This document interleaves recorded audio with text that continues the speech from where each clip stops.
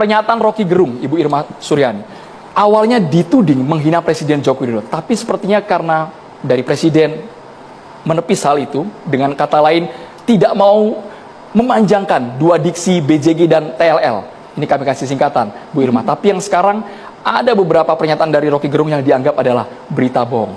Anda melihatnya seperti apa, Bu Irma? Yang pertama, orang ini mengaku akademisi, kemudian juga mengaku sebagai profesor. Seneng banget disebut profesor, padahal dia bukan profesor, cuman S1 doang. Kemudian yang ketiga, dia juga mengaku sebagai dosen.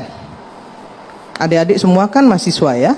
Jadi saya pikir kalau kalimat yang dilontarkan oleh seorang pendidik ya, yang mengaku ngajar di banyak banyak universitas, nggak pantas ngomong seperti itu, karena itu mengajarkan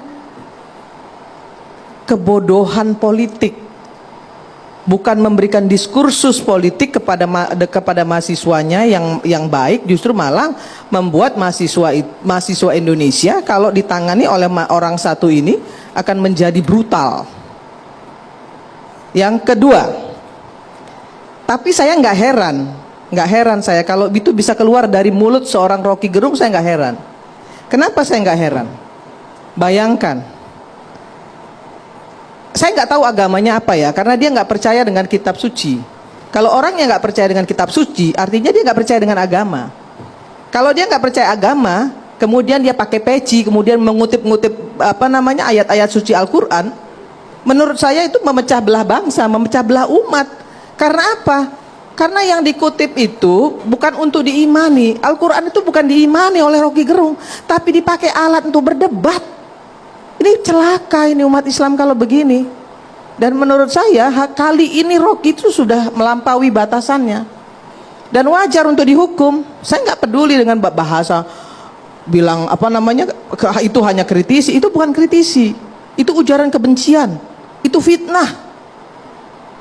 Saya ini tukang kritisi. Haris tahu betul saya tuh. Di DPR siapa yang nggak tahu saya? Mau pemerintah seperti apa, kalau itu salah saya bilang salah.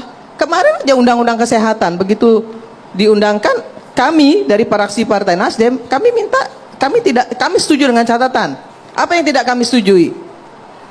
Yang namanya mandatory spending. Kami tetap fair. Kami tetap melakukan kontrol sistem yang efektif kepada pemerintah, tapi bukan mencaci maki. Ya, jadi patut orang ini dipenjara. Kenapa? Karena memberikan diskursus politik kepada mahasiswa yang buruk dan kemudian memecah belah umat. Saya sebagai muslim nggak terima juga dia melakukan itu kepada orang-orang ya, umat-umat yang menurut saya, mohon maaf, mungkin tidak paham dengan seluruh niat busuk orang ini terhadap agama Islam.